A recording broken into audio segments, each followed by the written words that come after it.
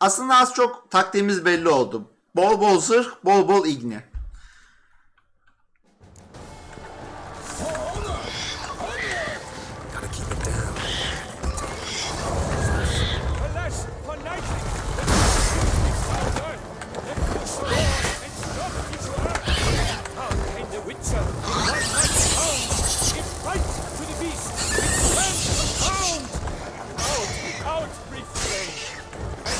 The witch's life was snuffed. All our hopes, alas, had turned to dust.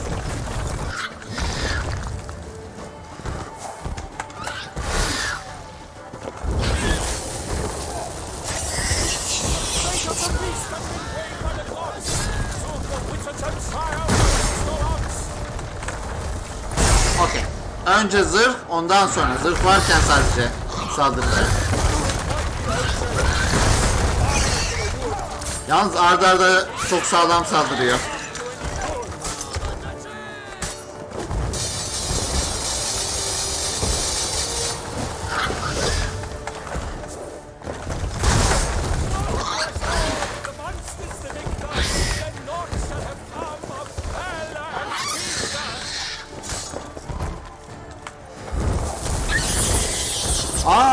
Saldırmasını durdurabiliyorum bununla.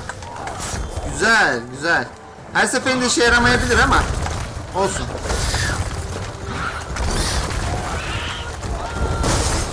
Okey, her zaman işe yaramıyor.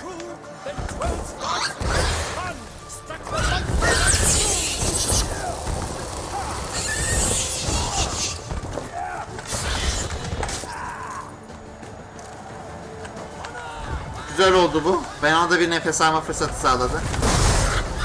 Yalnız yan adım kaçmaya yeterli gelmiyor. Yuvarlanmamız lazım. Yan adım yeterli gelmiyor.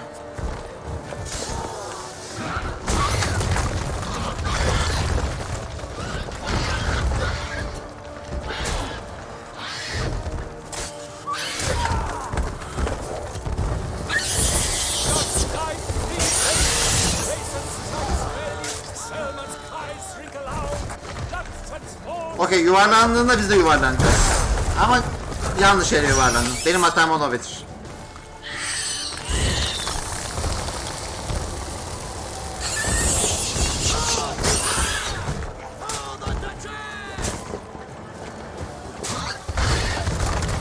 Üç tane vuruyor. Özel bir hareket mi yaptı şimdi? Ne yapıyor bu? Can azaldığı için özel bir şeyler yapıyor. Muhtemelen yanına gitmek iyi bir fikir olmayabilir. Okey. Şurada adamımız.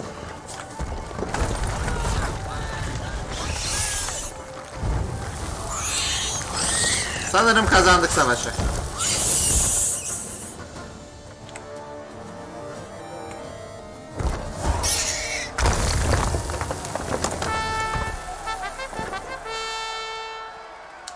Bu sesi alabilirim.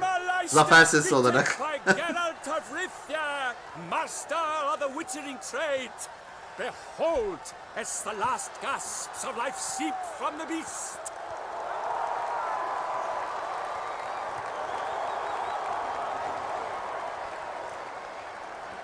Master Geralt, do what you must. Finish the deed. Öldür. It suffered enough.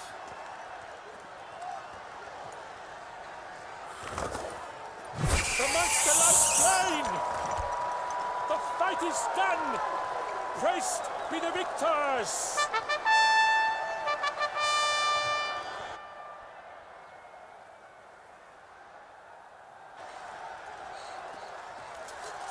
Guillaume. The lad came damned close to dying.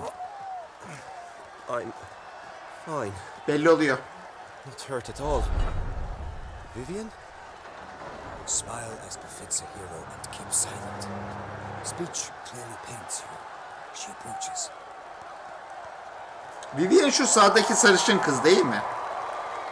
Şu muhtemelen önde yürüyen de düşes. We must talk.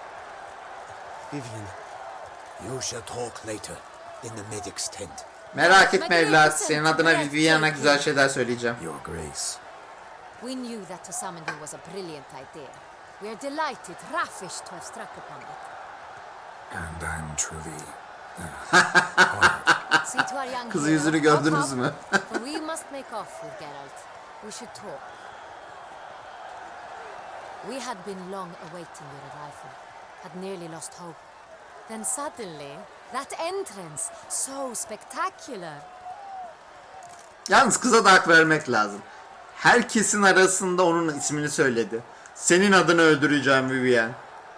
Yani eğer karşı tarafla aranızda böyle bir anlaşma yoksa, en azından sevgili değilseniz, muhtemelen böyle bir şey söylememeniz lazım. Şayermer'e karşı savaşmak, böyle bir şeyi eğlence adına düzenlemek kötü bir fikir. Okey, bunu söylesek sanki ciddiye alacak mı bize? Kontrat hakkında konuşalım. my contract. I'd like to discuss it. Naturally, but not here. Okey. We shall need Damien. He led the investigation pending your arrival. But wherever could he be? Come, we must find him.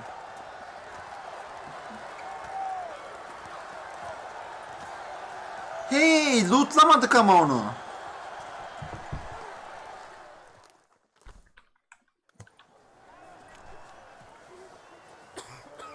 Tell us, have you come alone?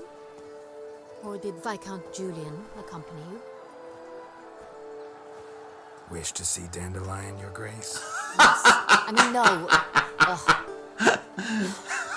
Yes. But solely to tell him we regret.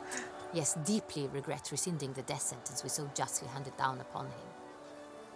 If we could turn back time, we would make certain he sat in a tower till he rotted. No, we would ensure he was broken on the wheel, then drawn, hanged, and quartered. Okey, burada belli ki bir hikaye var. Hoş geldin Triton. Ah, the very man we would entrust with these tasks. Damien Telatour, captain of my personal guard. Blood and Wine'a yeni başladık sayılır. Your Grace. En güzel bölümlerden birinde geldin. Greetings. Şu an Düşes'le geziyoruz. Okey. Bu muhafızların lideri olmalı. Adamların ölümünü haber vermemiz lazım. Sorry to have to tell you, but the guardsman handling the last victim's body. I know already. The creature in the cellar of Corvo Bianco. Okey. Anlıyorum seni Triton. No. Anlıyorum. Bruxa, a kind of vampire. Not the beast, but tied to it in some way. You know this how? Through careful analysis of the evidence, both on the riverbank and at Corvo Bianco. Do you mean to insinuate the investigation thus far has been sloppy? Geralt insinuates nothing of the sort. We must listen to him attentively. Eğer soruşturma çok iyi olsaydı beni ta Velen'den, Novigrad'dan çağırmazdınız herhalde, değil mi? Okey. İki şeye ihtiyacım olacak. Bilgi, laboratuvar erişimi ve bu kumandanın çenesini kapaması. I examined the body Üç of oldu. the beast's last victim. Might have found something. Need to analyze it. A quiet place, that's what I could use most right now. And maybe the help of an alchemist or a mage. Also like to hear all you know about the previous 8:30 gibi başladım galiba. Yaklaşık 3 saate yaklaşıyor yayın. Firstly, call me Damien, please. Secondly, you should know I spoke against summoning you here. I've heard much about you. You bring trouble, or thus far have, always. And we've enough trouble as it is. Yet we are capable of defeating Düşes the öyle beast on düşünmüyor our own, belli ki. without an outsider's help. I've no doubt about it. Damien, we settled the matter of the Witcher's employ some time past. Definitively.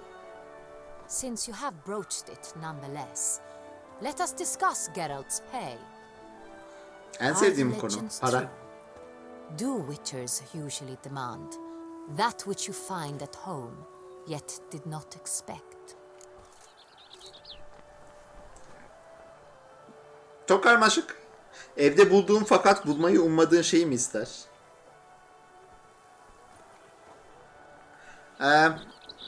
Normalde şeyi biliyoruz. Bu Lampert'ın hikayesinden. Küçük çocuklar ilk gördüğün şeyi ver diyor. Ve o da ilk gördüğü mesela çocuk olduğunda çocuk veriyor filan. Her zaman değil. Not quite, Your Grace.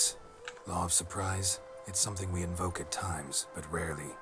Evet. Usually we just take gold. Aynen öyle. Disappointing.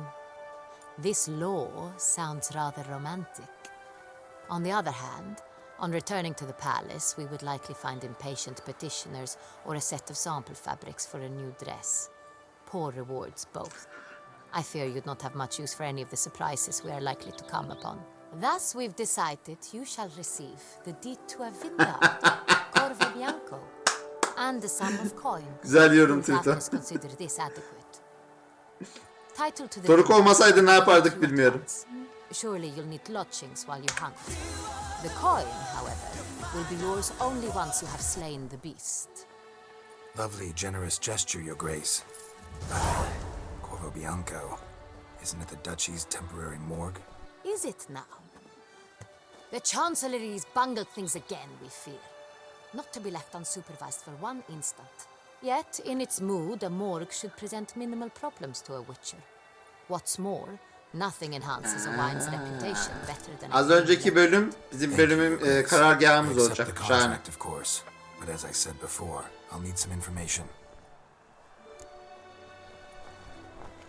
Okey. Önce ilk kurbandan başlayalım. İlk kurban hakkında ne biliyoruz? How did it start? Who was the first victim? Crispy was the first to die. He was famed once for his many glorious tournament victories. Bunların hepsi soylu. Yaratık soyluları özellikle hedef alıyor. Yani normalde diğer insanları da öldürdüğünü söylüyorlar ama bize söylediklerinin ikisi de Was soyluydu. ruthless in business and thought to cheat many a time. He asked us for a dispensation from all court ceremonies. We did not grant it. We could not. Once you've taken the oath of a knight, you remain a knight till death. How'd he die? Where'd they find the body? Quite Düşes. unusual, the circumstance. İnanılmaz iyi He was at a modellenmiş. feast when suddenly one of his fellow Tris feasters Yennefer noticed he was seviyesinde missing. modellenmiş. Harika. The town watch found him an hour later. On his hands and knees, propped against the town pillory. Kumandanın his şuradaki sword damarları hanging görüyor from his musunuz? neck.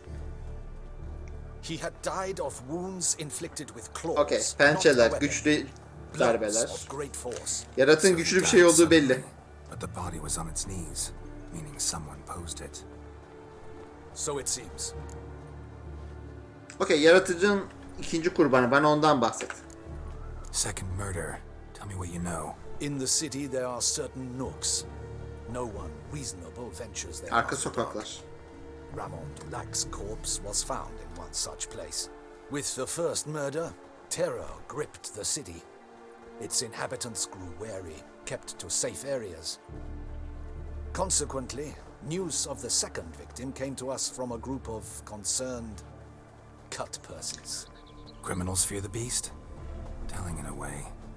Take it you've excluded the possibility that Ramon died at the hands of Gayet his mümkün. bandits. Gayet mümkün. Do you believe me, an amateur? Not hands, but claws killed Ramon Dulac. The wound was deep, clean. Okey. His body was found in the gutter, dressed in nightshirt and cap, a pillow placed under his head, and his sword replaced by a bed warmer. Ramon de Lac, a knight who but a dozen years past was an advisor to our father, the Duke. Someone went to a lot of trouble to make him look ridiculous. Maybe revenge was the motive. It's not out of the question.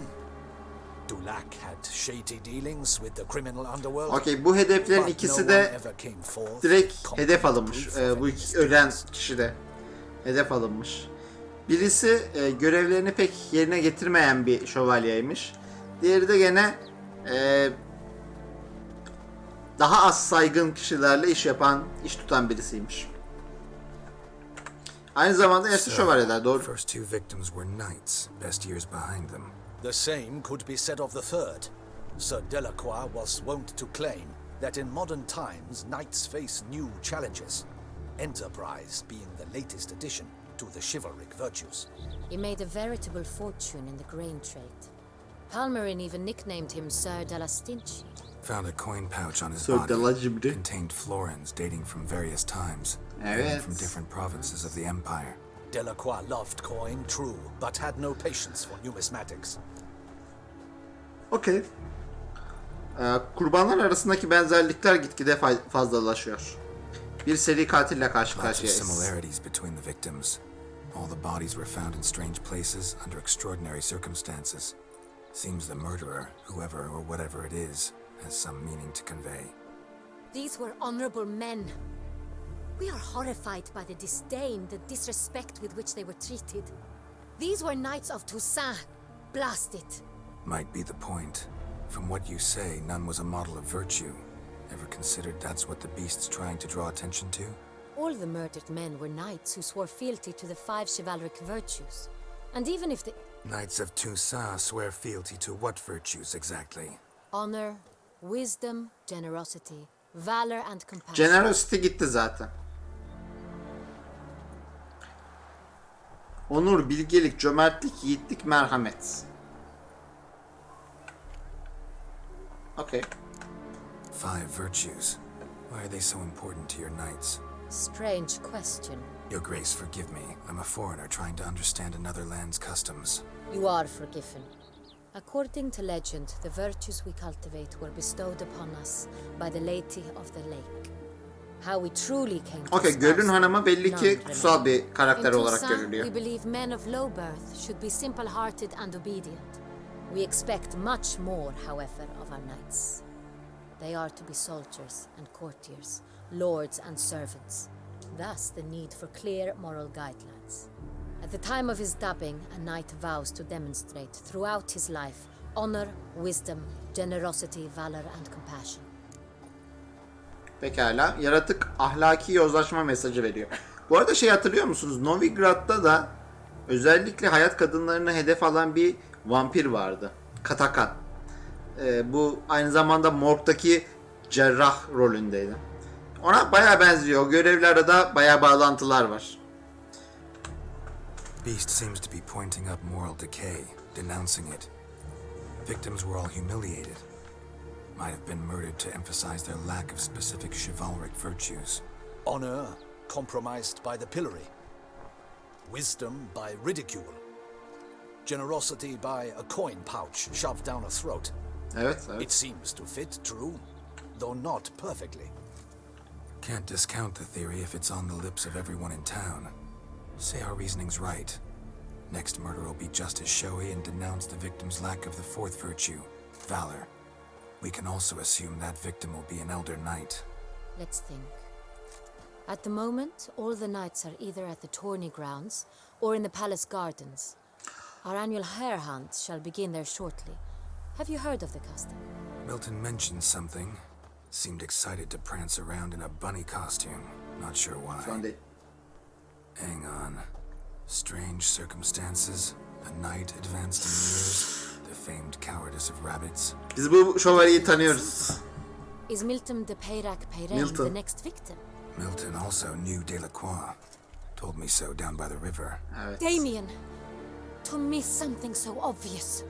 De Peyrac Peyren, Crespi, Delacroix, and Delac formed the knightly team. It was years ago, but Okey. Vereceğimiz kararlar önemli yani. En güçlü silahı alabilmek için. Okey. Pekala. Bu takım ne anlama geliyor? Bunlar bir şövalye ekibiymiş öyle öldürülenler. They were a team. they were close friends, tightly knit, and as such earned the trust of our father, the Duke. We often witnessed him turn to them with delicate matters. Later, their paths diverged. Unlikely to be a coincidence. Beast must know it too. It's a lead, I'm sure. Okey, Milton'ı bulmamız lazım. Your Grace, we need to find Milton immediately. Rather problematic. You see, the garden entertainments are due to start, and he's disguised as the hare, hiding somewhere, waiting for some tipsy courtiers to find him. The hare's hiding place is a carefully guarded secret. We must call off the game at once. First and foremost, we must remain calm. Doğru. Boşu boşuna düşesi olmamış. Order the garden searched immediately, but discreetly. By no means can we disrupt the festivities. Panic will only incite the Çok doğru, beast to strike çok doğru. sooner. Eğer birdenbire durdurursak Follow me. o zaman My onu fark guardians, ettiğimizi my anlar. night, I shall take the fall. A murder is out of the question. I will not allow it. Not near my palace. Horses, ready our horses. Düşes bayağı güçlü bir karakter bu arada. Hoşuma gitti. Your Grace! Uhu. Harika.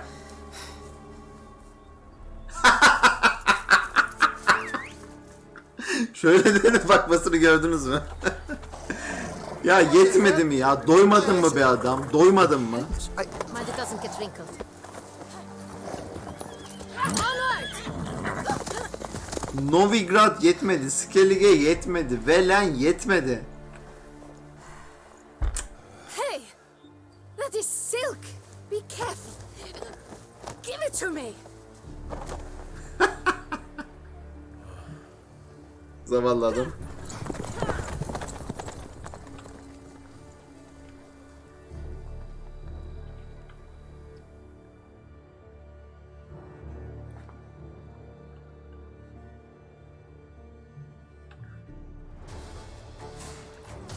Faster, get up! Your Grace seems right at home in the saddle.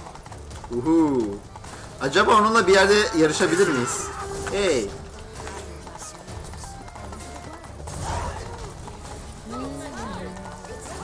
Clear the path! Clear the way, I said! Emir düşesten geliyor. Kaçınsanız iyi olur.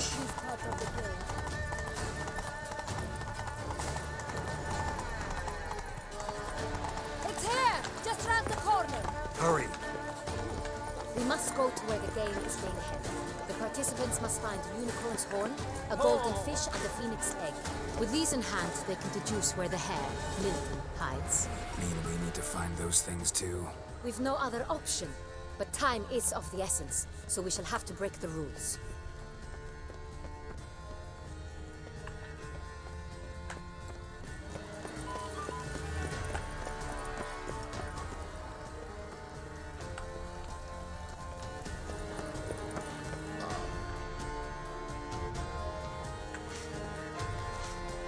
On second thought, through here.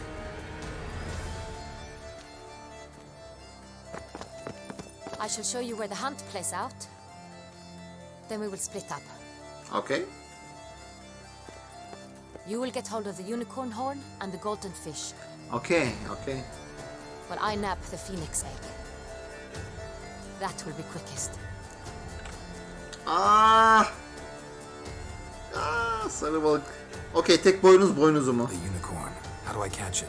It's terribly skittish, true, but I'm sure you will find a way to earn its trust. It runs round over there, look. Okay. Golden fish. Do I need a rod or a net? Please, Geralt. It's not a real fish.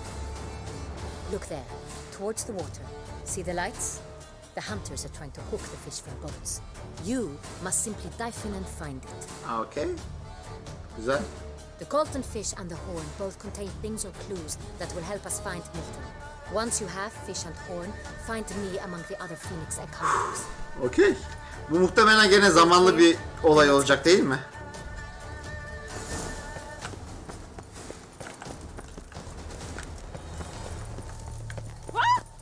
Okay. Bir zamanlayıcı yok gibi görünüyor. 1290 vintage. I do encourage you to try. Okay, şimdi aksimizi hazırlayalım. Şu yukarıda bir yerdeydi sanki, değil mi?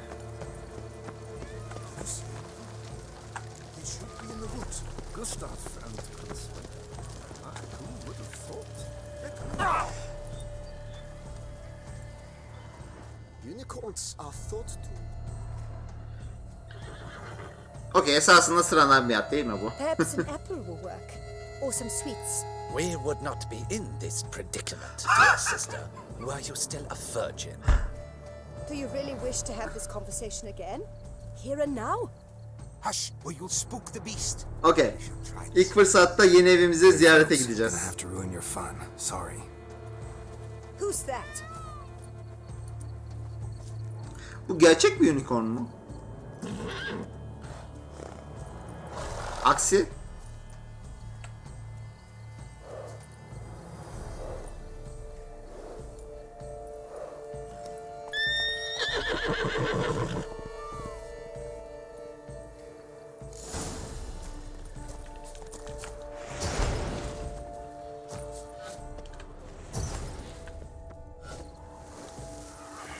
Damn it.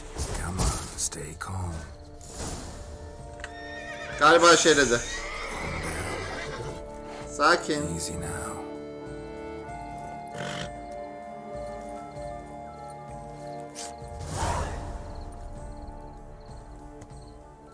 Bir tek boynuzundan çıkan ipucu. Okey, 60. Well, that's hardly fair. Şu an hiç vakti değil. Sirs, we must teach this scamp some Gerçekten mi? sportsmanship. Listen. Umarım aksi işe yarar. True, he won fair and square. We were unlucky. We must try to grab the next clue. Aferin size. İyi ki yanımıza aksiyi almışız. Gardens are huge. Ha bu arada... Go, go. Complete collapse of social norms.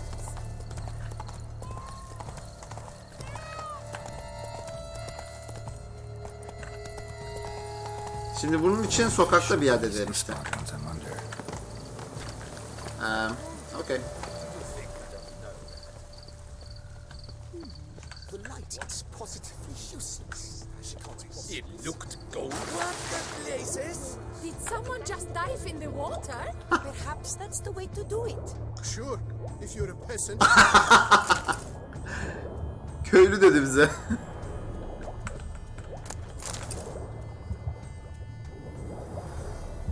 Bu arada fark ettiniz mi? Balıkları bağlamışlar. Şeker meker tamam. Şey nerede peki? Aa, bir tane gözden kaçırdım galiba. Şurada. Ay yo, bu da değilmiş.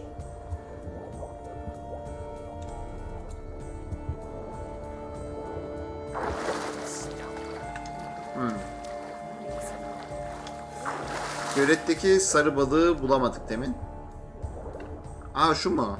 Tamam. Bu olmalı. Bu da değil. Bir ket içelim mi?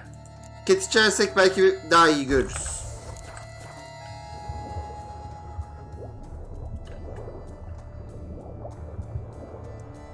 Şimdi şu balıklara esasında baktık her birine ama şuna bakmamış olabiliriz. Bu hala kırmızı görünüyor galiba.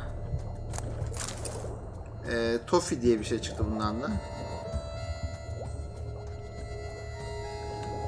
Şurada bir tane var.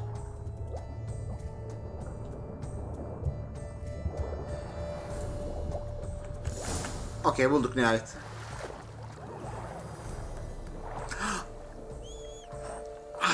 Okey. Hey, wait. Stop. It's important.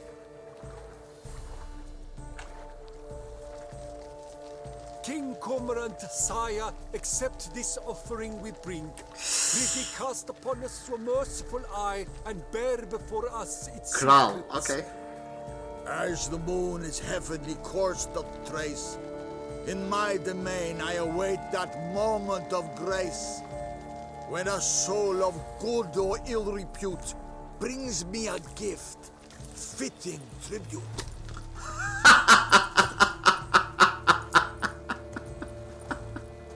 Key. Okey. Why, you bomb? Siz devam edin. Kral Hazretleri. Adamlar cevap veremedi. Çok güzel.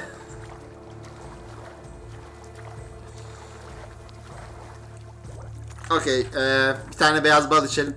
Artık temizlendik çünkü. İhtiyacımız kalmadı. Tamam. Normal görünüyor.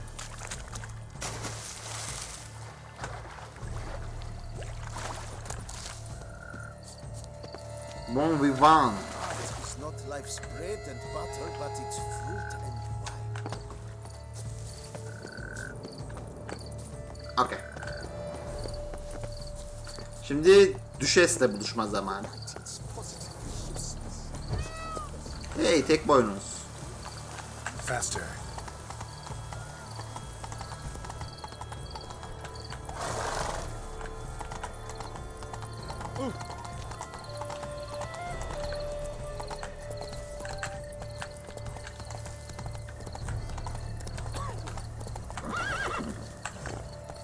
Like a no play, right, Witcher? Okey, majesteleri burada. If you please, Your Grace. We do not please. We act out of the highest necessity. Or shall be explained later. But it's against the rules. I am the rules. Uhu. Hafiften bir Fransa Kralı Louis Geralt! At last. titreşimi hissettik değil mi? Ben devletim. I've another. Show me yours. Who wrote this drivel? I begin like a groan, Senin hollowed semirttiğin out with serçe ease, 3 kez then tekrarladı end like a ötüşünü. mouse with a head of hard cheese. Okey. Sırayla mı okumamız gerekiyor? Pekala. Orman... Ha yo. Bunlara bakarak bir şey söylememiz lazım. Senin semirttiğin serçe 3 kez tekrarladı ötüşünü. Başıyla selamladı rahatlamış rahip ve rahibeleri. Kutsal mekan olabilir. Rahip rahibe diyor. Ötüş dediğine göre serçe de ormanın içi de olabilir. Semirttiği diyor. Belki şey olabilir. Serçeyi yakalayıp içini doldurdular. Saray mutfağı olabilir.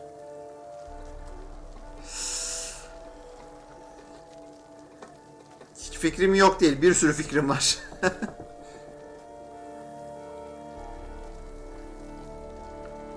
Serçe derken aslında serçe derken bir balıkçıldan bahsetmişti. Daha görevin en başında. Hatırlıyor musunuz? Orada da esasında gene bir tanrıya yöneliliyordu. Yani o serçe gerçek kutsal mekan olabilir. Hem rahip rahibe var hem de serçe derken kutsal bir varlıktan bahsediyor olabilir. Umarım doğrudur. Because it mentions groans and a mouse? No, false hints, I think. Meant to lead us astray. Look, if we take groan, hollow it out and fill it with ease. The letters, that is. We get green. Then mouse, but starting with what heads heart cheese. Oh. Why, it's greenhouse. Pretty clever. Zekice. It sounds right to me. There are Zekice. several greenhouses in the gardens, but only one. İyi ki yanında zeki bir And the key to yardımcı it var. is just like the one we found. Düşes. Greenhouse it is then. Let's go. Okay. Level atladık. Wait here.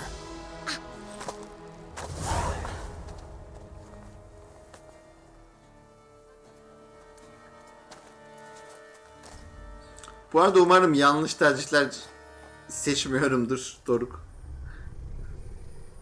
Oo.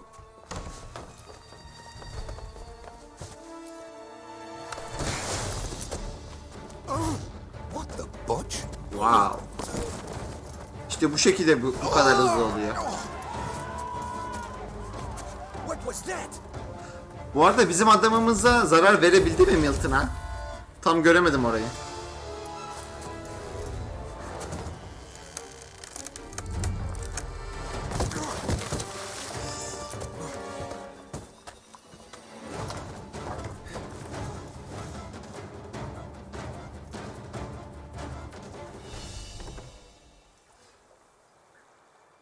Acaba Sera'yı ilk seferde ben seçseydim ne olurdu? Okay.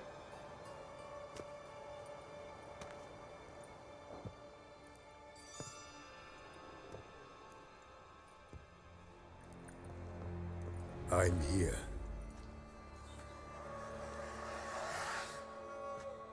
This belonged to you, maybe? It did, but you may keep it. I've a new one. I do not know you. I've done you no harm. Yet first you butchered a Bruxer who was dear to me. Now you pursue me. Why? You've killed 4 innocent people, at least. Evet. And you? How many innocents have you cut down?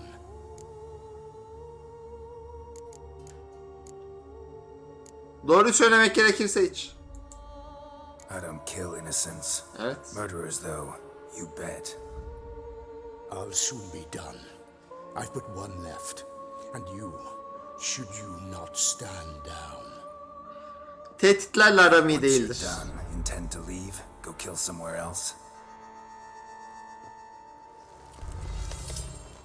No. I intend to live happily ever after. Hadi dans edelim. Yalnız bu da Brooks'a benziyor. Ve Claire yaratı. Oo, sağlam vuruyor. Tır gibi vuruyor. Okey, defansta kalmalıyız Robo. Zırhımız yoksa saldırmayacağız. Dur. Bir vampir. 2 karakan. 3 zırh.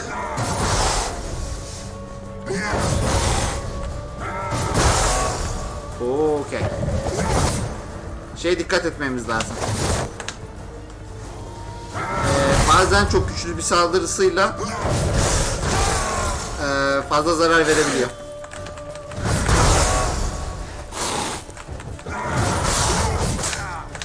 Hey.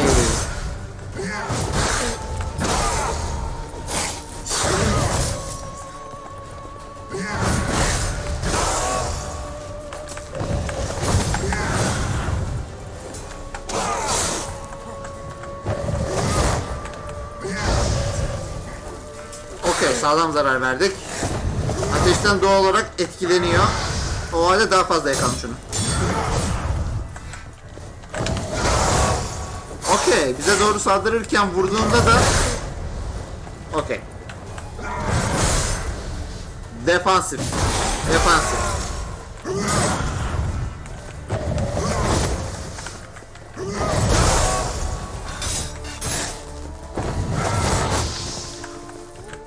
Kamyon gibi.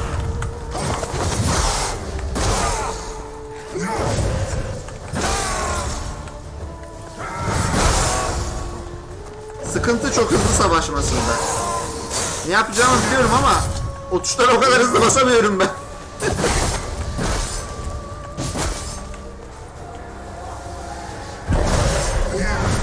Okey, jenerasyon yapıyor, istemeyiz. Ama şeyin etkisinden çıkmışız, bir saniye. Karakan'ın etkisinden çıkmışız. Yeniden Karakan.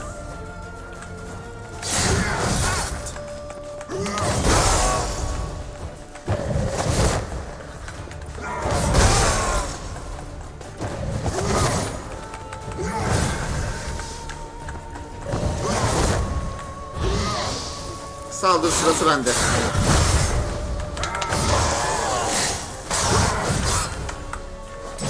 Hayır, hayır.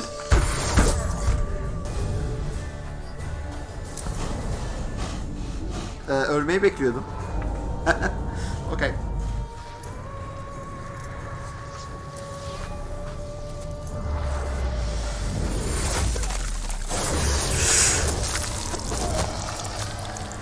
You were to stay where you were. Regenerate. I know you're in trouble. I can help. I'll help myself. No, he's my friend.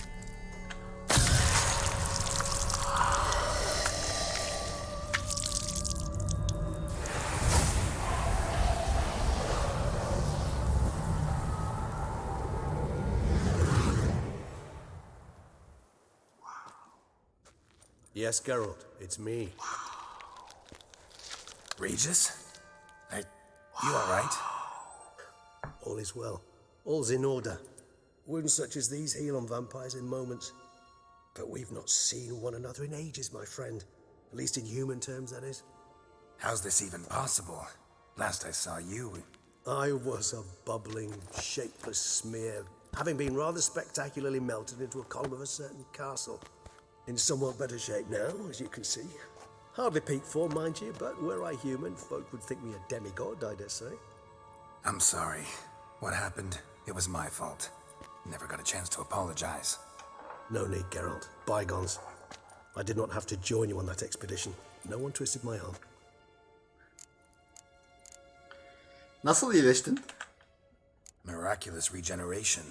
How do you manage it? I had help from the one you hunt. Him? How? And what have you been doing all these years? Not the time nor place for such stories. I suspect Okay. we'll get a chance to speak at ease and at length later. Now, however, we must deal with the reason that brought us both here. Okey. Önce katili mi sormalıyız yoksa neden geri döndüğünü mü? Muhtemelen ikisini de sorma fırsatımız olacak. Katille başlayalım. Local serial killer seems to obey you. Maybe you could talk him out of it, convince him to stop murdering. Why do you think I've come? It shall not be easy, as Dettlaff can be rather stubborn. Though you must certainly recall that neither do I surrender readily. So that's his name. He's your friend? You might call it that. Though Dettlaff is, how would you humans put it, more bestial than I am. But not to worry, I'm working on him. Haven't exactly done a great job with that. He's killed one night since I got here, at least 3 others before I arrived. For good reason, I'm sure.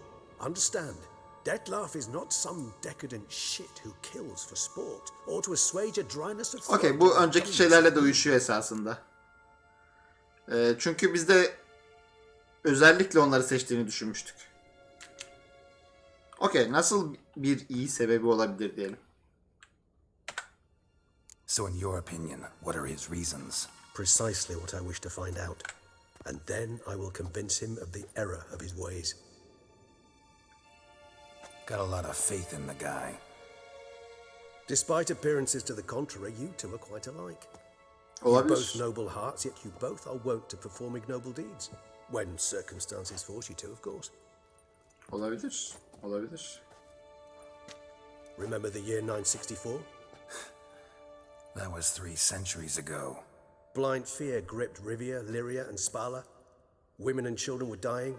Their mutilated, dismembered corpses littered the fields. Brute of Lyria. Read about it. Chewed up almost 200, then fell to a common poacher supposedly armed with a dagger blessed by some prophet. It fell to Dettlaff, who then found a poacher asleep in the brush near his snares and dropped the fiend's corpse at his feet.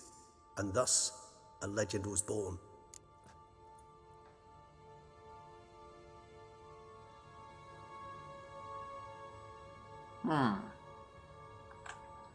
Okey, neden anlattığını tahmin edebiliyorum. Onu öldürmememiz için bizi ikna etmeye çalışıyor esasında. Peki Dettlaff canavarı neden öldürdü? Vampires rarely help humans. Must have had his own agenda hunting the beast. You err. He slew it for one reason alone. The monster killed a lad who once in the street had offered Dettlaff an apple, expecting nothing in return. Terribly noble of him. You do not have a monopoly on altruism, my friend. Doğru, doğru, haklısın. My body. Dettlaff found what was left. As per our codex, he had a choice: to leave me where I was, or to care for me and nurture my remains. He chose the latter, regenerated me at no small expense in his own blood. Do you know what that means to a vampire? The gravity of the endeavor? Probably same thing it means to a human. You owe him your life. Much more than that. The act itself made us blood brethren. A bond so strong humans cannot even imagine. Which is why I know something ill is afoot. Always had an overdeveloped sense of empathy. Each vampire has a unique talent. One they hone over centuries. It's precisely what renders us so difficult to classify. Dettlaff's trump card is his herd instinct. His tribal propensity. In point of fact, he prefers the company of lesser vampires and shuns that of humans. If he walks among you, killing egregiously, it can only mean something's upsetting. Okey. Hikaye bayağı derinleşti. Hikaye derin. Peki onu ne öfkelendirmiş olabilir?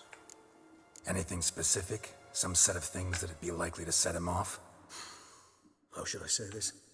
Dettlaff doesn't understand men, their world, its rules, its conventions. He's naive in a sense. He doesn't comprehend your games, knows not what it means to lie, deceive. Suggesting he's maladjusted, and venting his rage. I'm suggesting maladjustment can at times breed conflict. But is it the case this time? Okey, esasında o da spekülasyon yapıyor. Bizim gibi o da bilmiyor. Okey. Onu bulmamız lazım. Gotta find him before something upsets him even more, and all Beauclair is awash with blood. Well, we share a cause then, just like the old days. Not entirely. I mean, when I find him, you know. I know you've a contract on his head. Yet your true task is to stop the beast killing, not necessarily to kill the beast. Am I right? All in all, sure. Daha önce de affettiğimiz canavarlar olmuştu. Hepsini öldürmedik. Psikopat değiliz. Dettlaff is no monster. Fine, all right already. But for now, evidence is stacking up against him. Evet. Hear that? The posse. Knights must have tracked me here. I'd prefer they not find me here. I've makeshift quarters at Mère Lachaise Long Cemetery. We'll meet there. Okay, okay.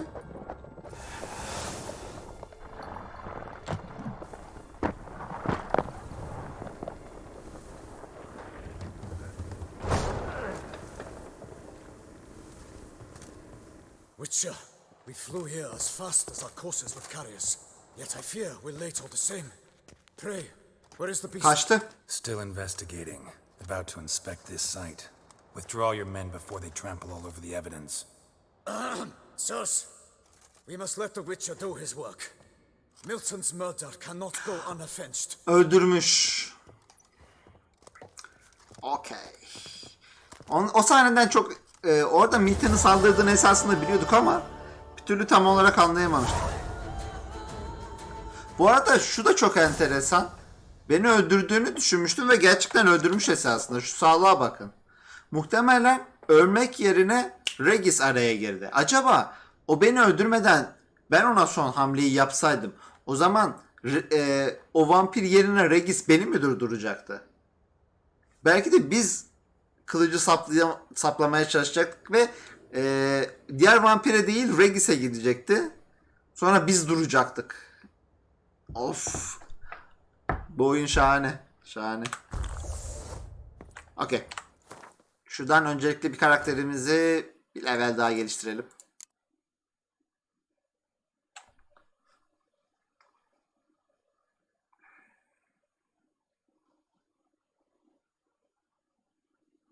Şu da fena değilmiş.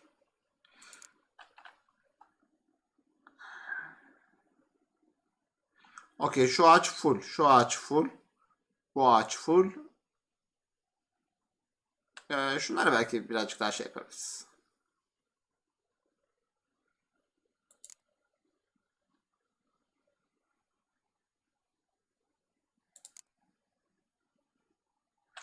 Dursun. Emin değil.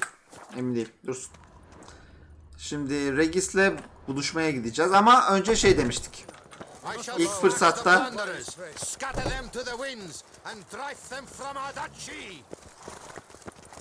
önce bir kendimize hızlı hareket noktası bulalım. Sonra da eve gidelim. Bu ne? Dükalık hazinedarı. Okey, okey. Bu arada bizim evimiz Corvo Bianco bağları. Okey. Şimdi burada nerede olduğunu bilmiyorum ama şöyle birazcık gezinirsek eminim bir hızlı hareket noktası buluruz. Bu bölgede. Saat yavaş yavaş 12'ye geliyor. Sir, a letter for you, sir. Letter? Okey. Mantıklı, o zaman biriktirebiliriz. I was just to deliver it. Tamam. Bu da şeyden bahsediyordu. Tam da mutajen dedik ve çocuk karşımıza çıktı. Profesörün mektubunu getirdi. Okay, bahşişin. Here. And thanks. No, sir. Thank you. And I truly hope I'll be of service again. O değil, eğer o seçenek çıkmasaydı çocuğun para için beklediğini anlamayabilirdim. My dear Geralt. I hope all is well. I imagine you hot on the trail of Tris. some nasty monster. Or is it an overly complex curse this time? Oh, Geralt, I wish I knew for certain. Whatever is keeping you busy, perhaps you'll need a break. For those moments, I offer you this intriguing little mystery I happened on in an old manuscript I bought off a merchant from Nazaire. The tome's author claims a certain Professor Moreau once called Beauclair home. And this professor conducted research into Witcher mutations. Önce profesöre mi gidelim, eve mi gidelim? I suspect that alone might pique your interest. The tome mentioned a journal interred with the scholar when he passed. It could very well lead you to his laboratory. I'm enclosing a map I found folded in the tome. It's smudged in a few places, but I hope it proves useful anyway. Please be careful and come back to me quickly. Your Triss. Your Triss. A professor who studied Witcher mutations. Might actually be worth looking into. Okay. All is in order. Dön ve tuhaflıkla yüzleş. Witcher'ın başında Yennefer'dan bir mektup vardı.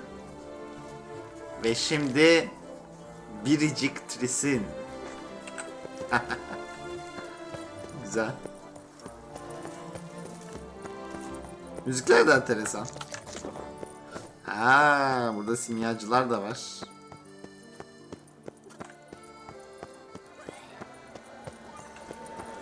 Şehir inanılmaz güzel yalnız. Fark ettiniz mi?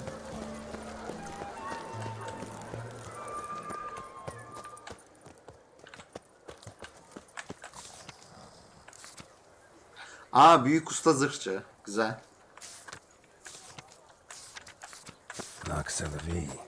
Ve de burada da hızlı hareket noktamız. Okey. Şimdi gideceğim. Corvo Bianco bağlarına gideceğim. Burası bizim yeni evimiz. Birazcık gezeceğiz. Belli ki burada bir şeyler var. Ondan sonra artık bugünkü yayınımıza bir ara vereceğiz.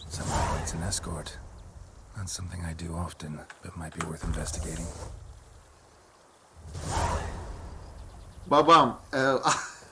Okey. Şuradaki yazıyı okudum. Oyun baya iyi. Baya iyi.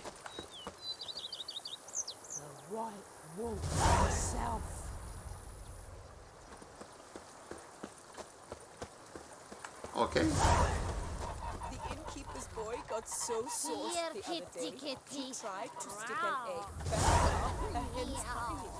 I've heard that too. Görevler bitmiyordu. Okey, burası bizim girdiğimiz yer değil. Biz şuraya girelim. Ha, hatırladım. Biz şu aşağıya girmiştik değil mi?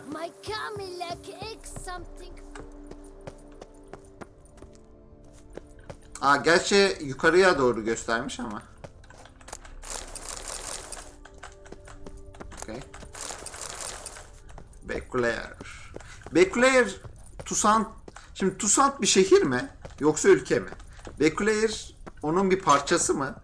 O da farklı bir ülke mi? Sorular. Okey, kesinlikle biraz daha Witcher kitabı, Witcher lore'u öğrenmem lazım. Okey. Sanırım buradan bahsetmiyoruz değil mi? Burası sadece kiler. Aslında biz evin kendisine girmeliyiz.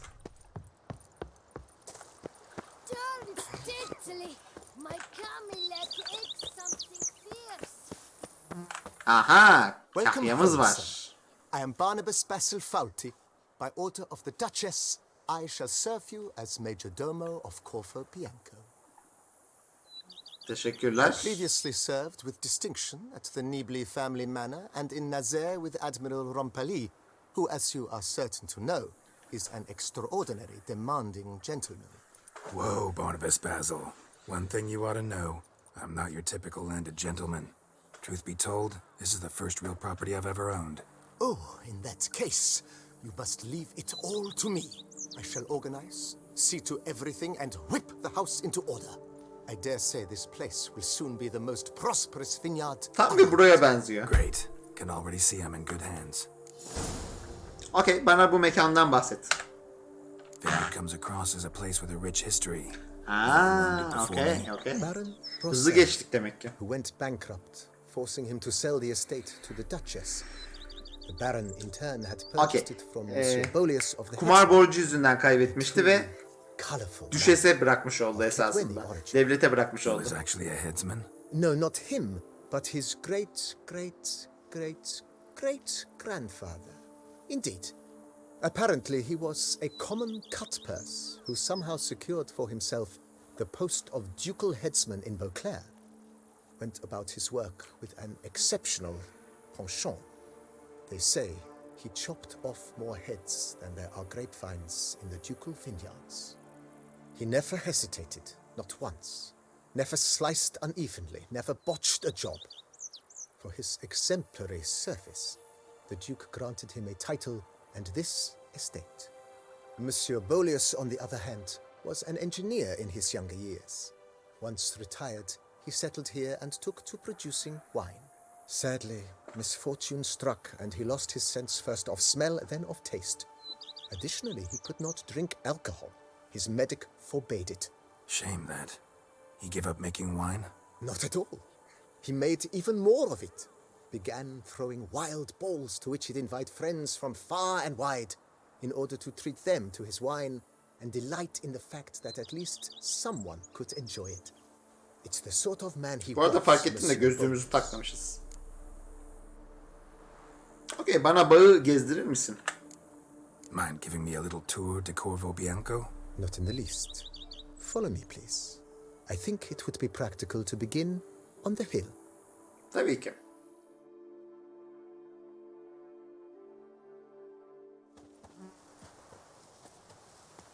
Behold, sir, your estate in all its splendor. Pretty vast. Indeed. And now, sir, allow me to show you a handful of interesting details. Follow me, please. Been a major domo all your life? Yes, I come from a long line of major domos. My father was a major domo, as was my grandfather before him, as was my great aunt. In fact, she was the one to start the tradition. Great aunt? A hard woman. It is said that already as a child, she knew where she was going and went there. When she arrived in Beauclair, she signed on as a chambermaid at one of the vineyards, then slowly worked her way up to major domo. She dragged the rest of the family up the same path. Güçlü kadınları destekliyoruz.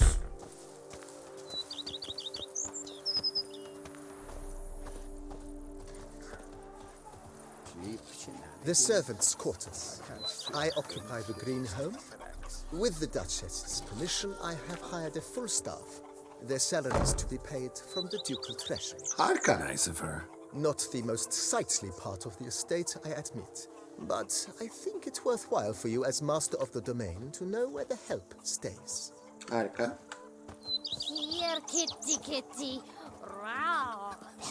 Meow.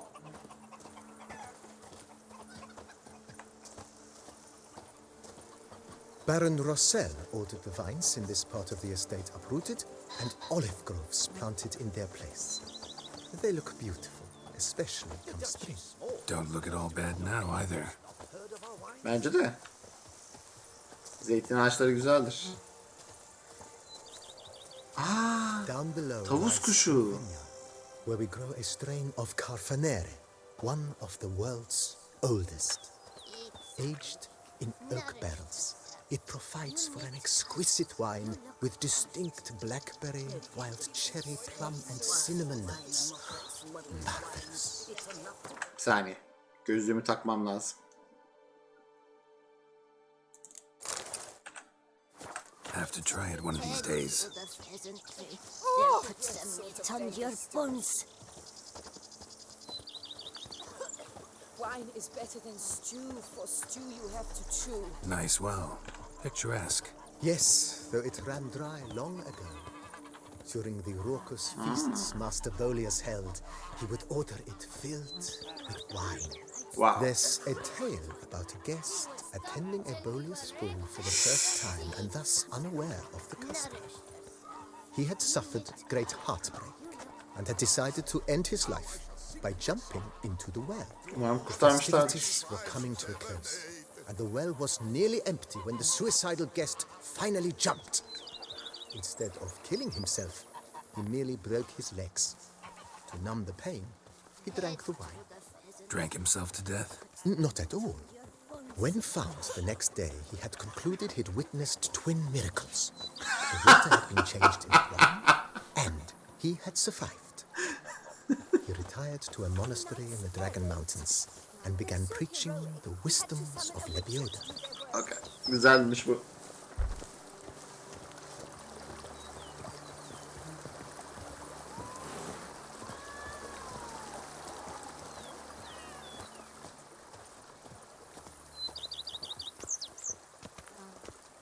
Etraf çok güzel. Monsieur Boleus's wife Nina kept a garden here. A supremely lovely place it was. Bit neglected now. I agree. Yet nothing stands in the way of restoring it to its former glory. Okey. And once Bu again, bölgeyi planting it with biz de bir şeyler herbs. yapıp geliştireceğiz. Şahane. Hatta belki şey bile olabilir. Orada farklı seçenekler sunarlar. Kendi istediğimiz şekilde ona uygun çiçekler ekeriz. Güzel olabilir.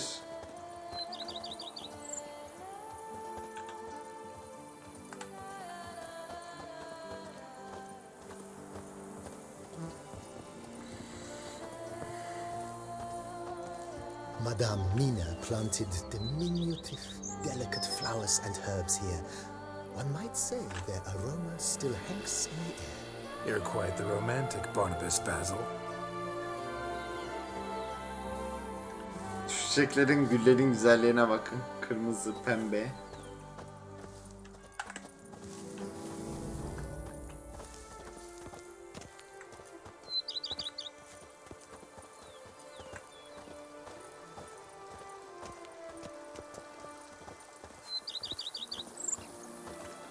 Şu an burayı en kötü haliyle görüyoruz esasında, değil mi? Okay. O yaratık için ilk geldiğimizde neden heyecanlandığınızı şimdi daha iyi anlıyorum. This served as an additional wine cellar in years of plentiful harvests. Bit of work and it'll make a fine stable for Roach. Okay. Destekliyorum.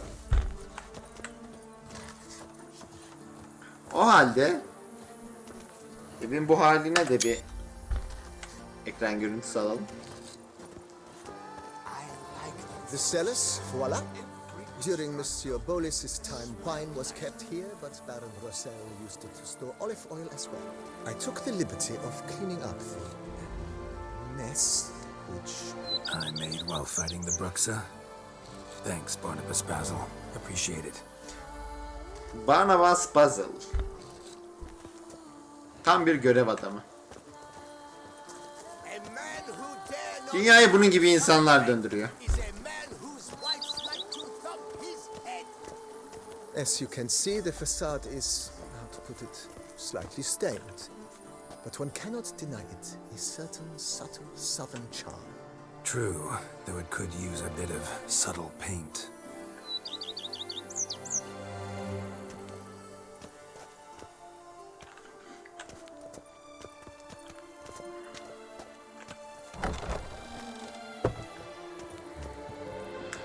Burası da bizim yatak odamız.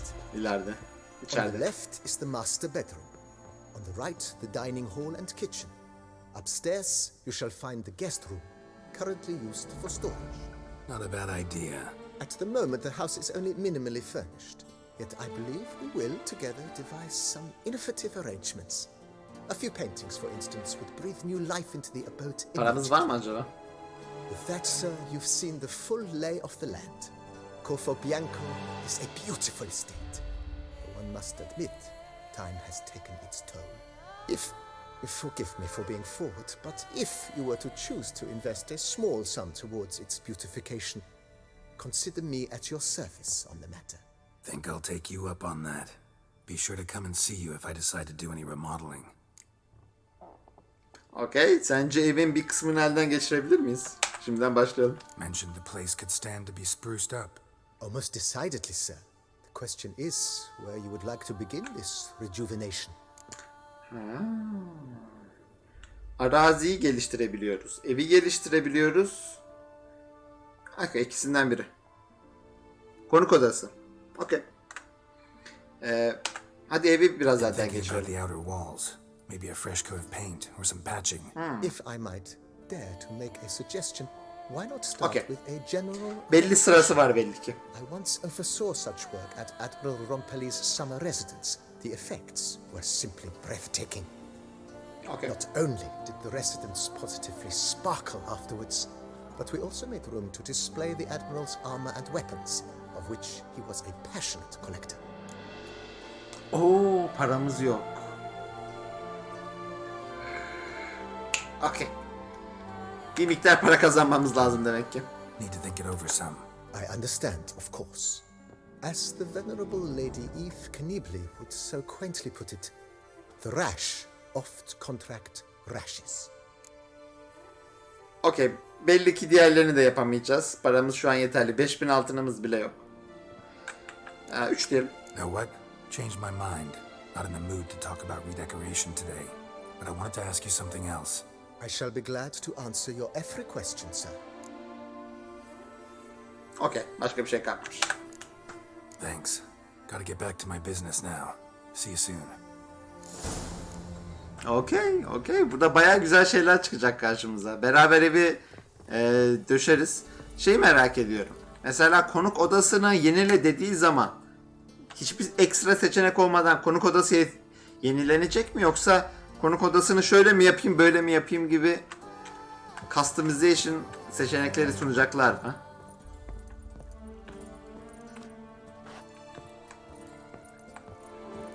Okey. Hazır gelmişken şu mahzene bir daha bir bakmak istiyorum. Şu gözden kaçırdığımız şeye de bir bakarız. Heh, şurada. Okey. Bol bol para kazan. Ürün al. Bol bol para kazan. Evi elden geçir. Ya birincisi şu sağ kesime biz hiç gitmedik. Şimdi fark ettim de.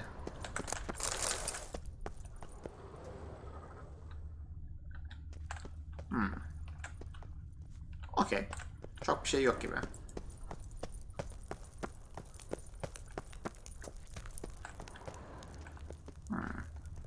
Bu arada belki de şu an karşımıza çıkmıyor da olabilir. Bilemiyoruz. Daha doğrusu ben bilemiyorum. Ama şöyle bir gözden geçirelim.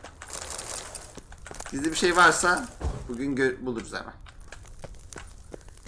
Bir not gördüm ama notu okuma fırsatı vermedi bana.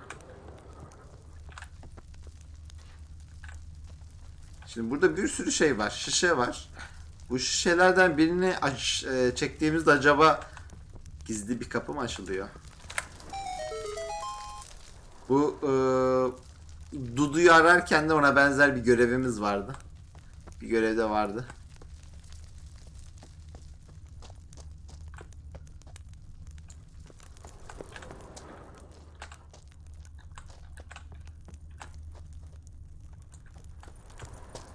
Okey, belki gizli bir yer var ama o gizli yere varmak için belli ki ekstra bir şey yapmamız lazım. Belki bir olaydan sonra açılacak orası. Belki Corvo'ya şurayı şöyle değiştir falan dedikten sonra açılacak.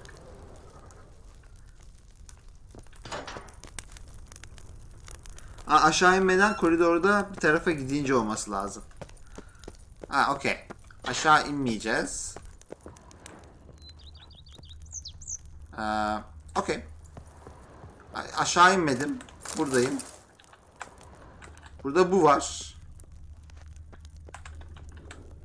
Aşağı derken şu aşağıyı kastediyorsun değil mi? Buraya girmedim. Onun yerine buradayım. Okey.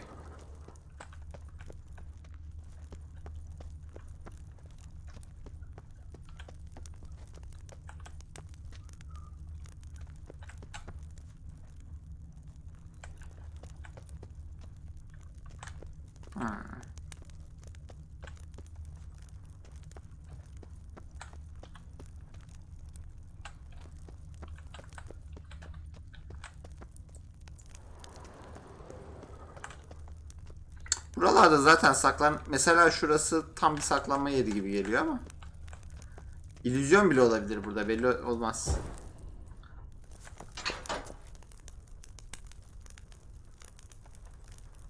En aşağı inmeden ara koridor. Aslında ara koridor burası değil mi? Şuraya girmiyorum. En aşağı inmiyorum. Bu koridordayım.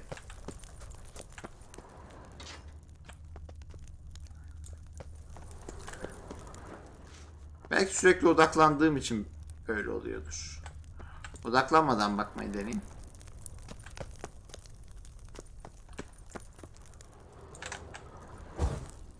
Şey olması lazım ya. Şurada bir yerde bir tane kap gibi şişe gibi bir şey kırmızı yansa biz de deriz ki şuymuş.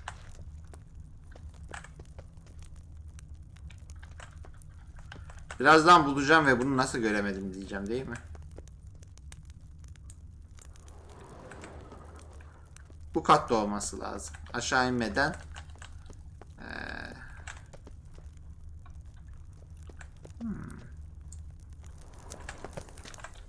Bip.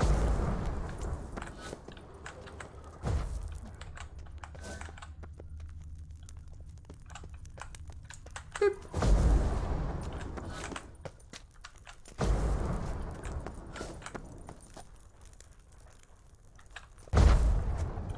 Okey, bunu yapmamın sebebi bu arada şey gizli bir şeyi tetikleyebilir miyim acaba diye bakıyorum ama okey, göremedim. Bulamadım, kusura bakmayın. Buralarda bir yerde olmalı tarife göre ama ya bir şeyler yapınca tetikleniyor ya da ben şu an göremiyorum. Gece geç saat olduğu için. Okey, okey.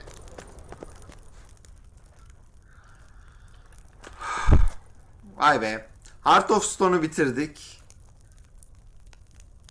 Blood and Wine'a da güzel bir başlangıç yaptık. Hikayenin nasıl ilerleyeceğini az çok anladık. Ve Master Vampire olayını gerçekten bilmiyordum ben. Ama olay Master Vampire'a doğru yöneldi. Yüce vampirlerle belki savaşacağız, belki de hayatını serbest bırakacağız. Affedeceğiz. Ama ne olursa olsun burada genel bir rolümüz var değil mi? Oynadığımız. O da genel olarak iyi bir Geralt oynuyoruz. Yaratıkları mutlaka kesen değil. Arada bir onlara merhamet gösteren. Ama öldürme riskli olan, insanlar için riskli olan canavarları da serbest bırakmayan. Buna uygun bir şekilde oynayacağız. Belki alacağımız kararlar en iyi silah almamıza izin vermeyebilir. En güzel sonucu doğurmayabilir ama oynadığımız role uygun bir Geralt olacak. Kararları da o şekilde verecek. Bunun biraz yukarısı. Okey. Burası. Bu bölümde olması lazım. Bunun biraz yukarısı dediğine göre.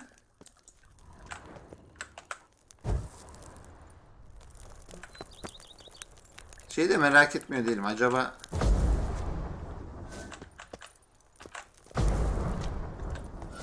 ya burada bir şey olması lazım esasında asıl. Bunu buraya niye koymuşlar? Kesin bununla alakalı. Değil mi? Şurada niye bu böyle bir şey var? Kesin şununla alakalı.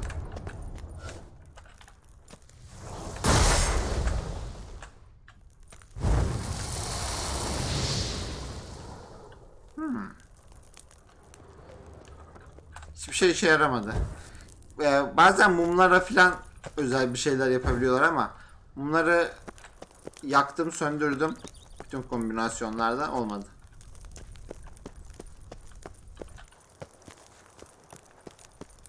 Yani şundan çok şüpheleniyorum. Muhtemelen bununla alakalı. Bu bölgede çünkü en dikkat edici şey o. Dikkat çekici şey.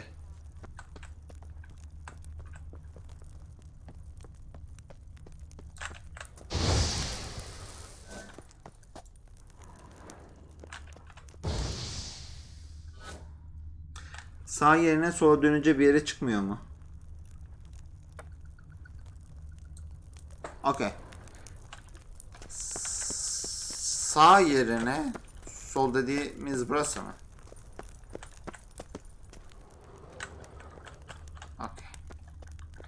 bakalım. Buraya çıkıyor esasında ama burada da bir şey yok.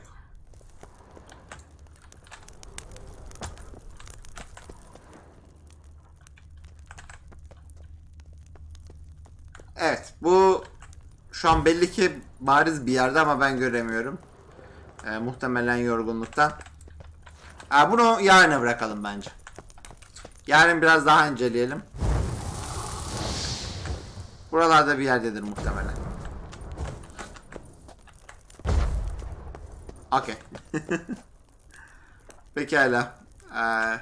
Bugünkü yayınımızın da sonuna geldik. Gene yarın hemen hemen aynı saatlerde 8.30-9 gibi. Bundan sonra daha da belli bir düzen oluşturmaya çalışacağım. Mesela her gün saat 9'da başlayıp o şekilde ilerleyebiliriz. 9-12 arası gibi. Yarın gene bu saatlerde yaklaşık olarak 9 gibi yayına başlayacağım. İzlediğiniz için teşekkür ederim. Herkese iyi geceler. Olabilir. Ben de ondan düşünüyorum. Muhtemelen bir şeyleri geliştireceğiz. Ondan sonra açılacak. Tabii geç saat olduğu için ben görmemiş de olabilirim. Pekala. İyi geceler.